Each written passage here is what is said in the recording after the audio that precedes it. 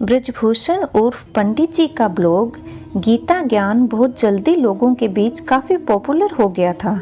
बिल्कुल जैसे अभी यहाँ हम इसे मेरे YouTube चैनल पर सुन रहे हैं और आप इसे बहुत पसंद कर रहे हैं। ये ब्लॉग कोई उपदेश देने वाले बाबा जी के उपदेशों का कलेक्शन नहीं था, ना ही किसी तरह के तंत्र मंत्र से आपके जीवन की प्रॉब्लम सॉल्व करने की गारंटी देने की बात कहता था। यहाँ पंडित जी सीधे सरल शब्दों में श्रीमद् भगवत गीता के श्लोकों का अर्थ और उन्हें किस तरह असल जिंदगी में उतारा जाए ये बताते थे। पढ़ने वाले उनसे आर्ग्यूमेंट भी करते थे कि यहाँ पर ऐसा क्यों कहा गया है, वैसा क्यों कहा गया है, या ये असल ज़िंदगी में पॉसिबल है ही नहीं, वगैरह वगैरह। पंडित जी हर सवाल का स्वागत करते हैं क्योंकि सवालों से जवाबों के रास्ते खुलते हैं। कई बार सवाल हमें उस जवाब तक ले जाते हैं जिसे हम ना तो पहले सोच पा रहे थे, न किसी बात को देखने का ऐसा नज़रिया बना पा रहे थे। ऐसा नहीं था कि पंडित जी का गीता ज्ञान बस उनके ब्लॉग तक ही सीमित था। अभी भी अपने दोस्तों के बीच सुबह शाम की सैर या हर शाम पार्क में जमने वाली बैठक में वे कभी कभार स्पिरिचुअल डिबेट्स कर लेते थे। वहाँ भी उन सब में अक्सर मतभेद होते थे, लेकिन मनभेद कभी नहीं। पंडित जी के दोस्तों में एक वर्मा साहब भी थे। उनका शहर में खूब बड़ा कपड़ों का बिजनेस था जिसे अब उनके बेटे संभालते थे। वर्मा साहब ने तो अब खुद को पूजा पाठ और दान पुण्य तक ही सीमित कर लिया था। शहर की कोई धर्मशाला, कोई मंदिर, कोई सरकारी स्कूल ऐसा नहीं था जहां वर्मा साहब की दान की हुई कोई चीज़ ना हो। ये कैसे पता चलेगा कि कोई चीज़ वर्मा साहब ने दी है? तो उसके लिए वाटर कूलर, पंखे वगैरह दान की हुई चीज़ों पर हर दानी की तरह उसका नाम जो लिखा रहता था। रोज़ शाम की बैठक में वर्मा साहब अपने किए दान पुण्य की बातें करते हैं। ऐसा करने के पीछे उनका शायद कोई स्वार्थ ना हो, बस आदतन कर देते थे। लेकिन बाकी के बुजुर्गों को ऐसा महसूस होता है कि वे अपने अगले जन्म के लिए कुछ भी पुण्य नहीं कमा पा रहे हैं। अब सब लोग वर्मा साहब की तरह तो पैसे वाले हैं नहीं, अभी भी घर की जिम्मेदारियों से घिरे हुए हैं और दान तो कोई तब करे जब फैमिली की ज़रूरतें पूरी हों। वर्मा साहब की कहानी भी बड़ी इंटरेस्टिंग थी। ऐसा नहीं था कि उन्हें सब कुछ विरासत में मिला हो। उनके पिता की शहर में एक बड़े चौराहे पर एक छोटी सी किराना की दुकान थी और फैमिली बड़ी थी तो बस गुजर बसर करने वाले हालात थे। वर्मा साहब का मन कभी पढ़ाई में लगा ही नहीं। उन्हें तो बाजार की चहल पहल अट्रैक्ट करती थी। पिता की छोटी सी दुकान पर बैठना उन्हें कभी रास नहीं आया, लेकिन मजबूरी थी। पिता ने साफ कह दिया था कि या तो पढ़ाई करो या दुकान संभालो। वर्मा साहब छोटी सी उम्र से दुकानदारी करने लगे। अब 20 साल के युवक हो गए थे और जिंदगी घर और दुकान के बीच ठीक ठाक ही चल रही थी। एक दिन अचानक उनके पिता चल बसे। अब जाकर वर्मा साहब को एहसास हुआ कि पिता कैसे पूरे परिवार को बांधे हुए थे। उनके बाकी भाई तो पढ़ाई में बिजी थे और उनकी पढ़ाई के सारे खर्चे इस छोटी सी दुकान पर ही डिपेंड करते थे। इस तरह छोटी सी उम्र में एक तरह से पूरे परिवार की जिम्मेदारियां वर्मा साहब पर आ गई और कम उम्र में पड़े बोझ ने उन्हें वक्त से पहले ही सीरियस बना दिया था। अपनी मेहनत और बिजनेस माइंड के दम पर वर्मा साहब ने एक छोटी सी दुकान से इस शहर के सबसे बड़े कपड़ा व्यापारी तक का सफ़र तय किया था। आज उनके बेटों के पास एक सफल कारोबार है जिसकी नींव उनके पिता के पसीने की नमी थी। पंडित जी अक्सर एक बात नोट करते थे कि तमाम पूजा पाठ और दान पुण्य के बाद भी, जीवन के सारे सुख और सम्मान होने के बाद भी वर्मा साहब के चेहरे पर सुकून गायब रहता जो एक्चुअल होना चाहिए था। हालांकि वो कभी उनसे पूछने की हिम्मत कर नहीं पाए, क्योंकि किसी से जुकाम बुखार की बात पूछना अलग बात है, लेकिन उनके बिना कहे चेहरे से झांकती टेंशन का जिक्र करना क्या पता सामने वाले को अच्छा ना लगे। धीरे धीरे वर्मा साहब ने पार्क में आना कम कर दिया। पूछो तो बताते कि तबीयत थोड़ी सी सही नहीं लगती, इसलिए नहीं आ पाते थे। सबकी तरह पंडित जी ने भी इसे उम्र का खेल समझा, लेकिन ये खेल कुछ और ही था जिसका पता पंडित जी को बहुत जल्द चलने वाला था।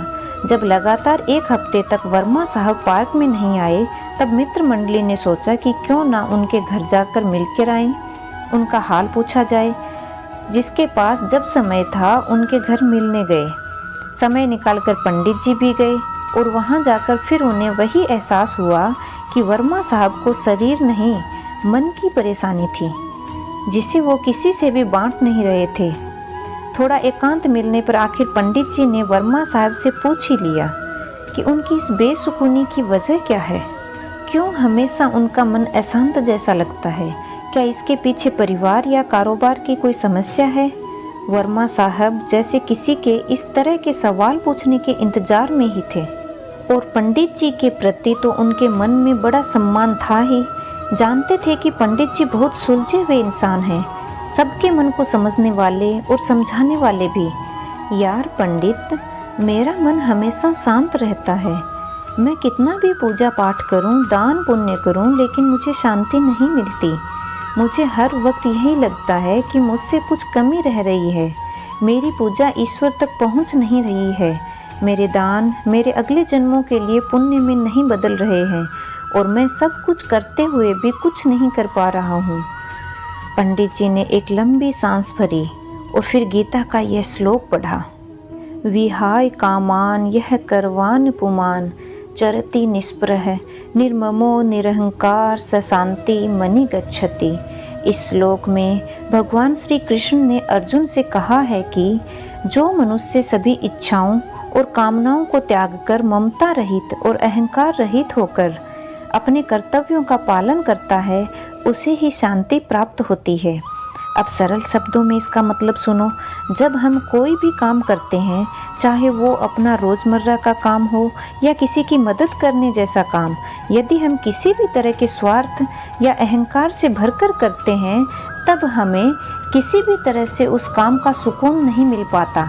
अब जैसे हम किसी की मदद करना चाहते हैं, तो देखा जाए तो ये बहुत अच्छा विचार है, लेकिन इसके साथ ही हम ये भी सोचते हैं कि हमारी वाहवाही होगी, इस मदद या दान के बदले हमें पुण्य मिलेगा, हमारे पाप कटेंगे। तब हम निस्वार्थ भावना से दान नहीं कर रहे हैं। इसलिए हो सकता है कि हमें पुण्य तो मिल जाए, लेकिन शांति ना मिले। ये रूल जीवन के हर काम पर लागू होता है। अपने बच्चों को भी अपना इन्वेस्टमेंट नहीं समझना चाहिए कि आज हम इन्हें अच्छे से पालेंगे तो कल ये हमारी केयर करेंगे। उनकी अच्छी अपब्रिंगिंग यानी परवरिश हमारी ड्यूटी है। हम दान करते हैं क्योंकि हम काबिल हैं, लेकिन उसके बदले ये उम्मीद रखना कि इसके बदले हमारा प्रचार होगा, ये घमंड की निशानी है। और ईश्वर उस हृदय में वास नहीं करते जहाँ घमंड हो। इसी तरह उस हृदय में सुकून को भी जगह नहीं मिलती है। अपना कोई काम करना, किसी की मदद करना हमारा फर्ज है, जिसे पूरा करना हर किसी की जिम्मेदारी है। इसके बदले कुछ मिलने की आशाएं रखना गलत है।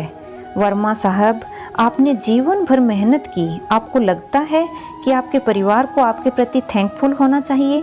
वे होंगे भी, लेकिन इस एहसास का शुक्रिया एक समय के बाद करना बंद कर देंगे। लेकिन आप उनसे हर समय ये सुनना चाहेंगे। ऐसा ना होने पर आपको दुख होगा, जबकि देखा जाए तो आपने किसी पर कोई एहसान नहीं किया। आपने जो किया वो परिवार के सदस्य होने के नाते आपकी रिस्पॉन्सिबिलिटी थी। हर कोई अपने परिवार और समाज के प्रति इसी तरह अपनी रिस्पॉन्सिबिलिटी निभाता है।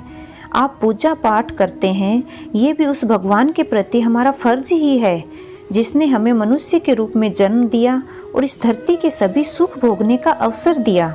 अपनी पूजा का प्रदर्शन करके भी हम उस सुख से हाथ धो बैठते हैं। इसलिए कोई भी काम बिना घमंड और सेल्फिशनेस के किया जाना चाहिए, तब मन पर किसी तरह का बोझ नहीं होता। हम जानते हैं कि हमने अपना काम अच्छे से किया है, बाकी उसका फल जो भी मिले उसे ईश्वर और किस्मत पर छोड़ देना चाहिए। वर्मा साहब को अब समझ में आ रहा था कि कहीं ना कहीं उन्होंने आज तक जो भी किया उसमें उनका एक स्वार्थ जरूर रहा। लोगों द्वारा उनके एफर्ट्स को स्वीकारे जाने, उनके गुणगान किए जाने की इच्छा रही, और जब इसमें कहीं कोई कमी दिखी तो उनके मन का सुकून छिन गया। गीता के इस ज्ञान ने मेरी आंखें खोल दी हैं। मुझे समझ आ गया है कि शांति की राह बिना किसी अहंकार और स्वार्थ के किए काम में है। उनके चेहरे पर अब थोड़ा सुकून झलकने लगा था, देर आए दुरुस्त आए वाला सुकून। पंडित जी भी खुश थे कि आज गीता ज्ञान के कारण एक और मन को जीवन का सही रास्ता मिल गया। उन्होंने मन ही मन भगवान श्री कृष्ण और श्रीमद् भगवत गीता को प्रणाम किया और मुस्कुराते हुए अपने घर की ओर निकल पड़े। और आप जो अभी गीता ज्ञान सुन रहे हैं वो मेरे YouTube चैनल पर सुन रहे हैं। तो दोस्तों, आगे आने वाले एपिसोड में ऐसी ही और कई सारी ज्ञान की और प्रेरणादायक बातें होंगी। तब तक के लिए धन्यवाद।